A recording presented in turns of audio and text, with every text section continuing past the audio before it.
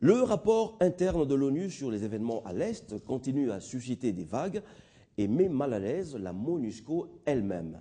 Plusieurs porte-paroles de cette dernière ont été précipités au devant de la scène médiatique pour tenter d'atténuer une bourde. Au fait, on a entendu tout et son contraire dans les dernières 48 heures sur le fameux rapport interne. On nous a dit d'abord que les 11 mutins du M23 qui s'étaient réfugiés à la MONUSCO étaient rwandais. Puis, quelques minutes plus tard, ils ne l'étaient plus, mais auraient été simplement formés au Rwanda. Cette tergiversation, cette cacophonie illustre une stratégie précipitée pour sauver la face et une maladresse. C'est d'abord une stratégie parce que l'annonce de ce rapport intervient pas n'importe quand, pas n'importe quel moment. Il a surgi dans un contexte bien particulier. Les critiques contre la MONUSCO pleuvaient de toutes parts. À l'Est, à Béni par exemple, les Congolais, des jeunes Congolais, ont exprimé dans les rues leur ras-le-bol face à l'incapacité de la MONUSCO de maintenir la sécurité à l'Est. Les médias, les acteurs politiques congolais ont également montré leur exaspération, certains avec tact, d'autres avec un franc-parler qui a fait mouche dans l'opinion. Résultat, le sentiment anti-MONUSCO montait pendant que la confiance que les Congolais manifestaient vis-à-vis de la MONUSCO il y a encore quelques années fléchissait à grande vitesse. Ça, c'est pour le contexte. Face à ça, il fallait bien que la MONUSCO réagisse, d'où la stratégie de laisser filtrer une information, une pseudo-révélation qui a surpris tous ceux qui connaissent la forteresse onusienne.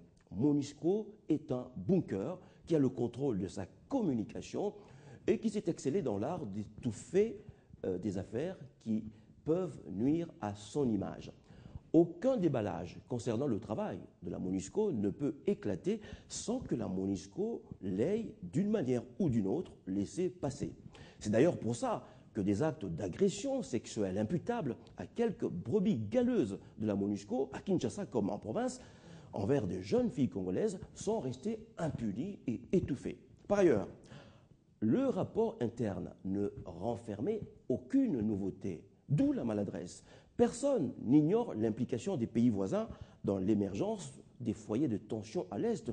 Ces pays voisins, on le sait, pêchent soit par action, soit par omission, ou soit par négligence. L'État congolais l'a compris, et c'est le sens à donner au déplacement à Kigali de l'état-major des FARDC, puis d'une forte délégation conduite par Raymond Tshibanda, le ministre des Affaires étrangères.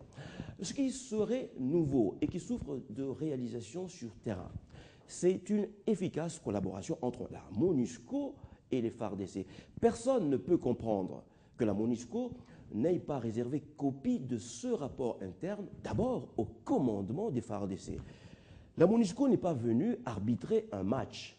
La MONUSCO est venue renforcer une équipe. Comme au football, lorsqu'on achète un joueur à coût des milliers de dollars et qu'il ne donne pas satisfaction au bout d'un an, 2 ou 3 ans, la question de le garder ou de s'en débarrasser est posée.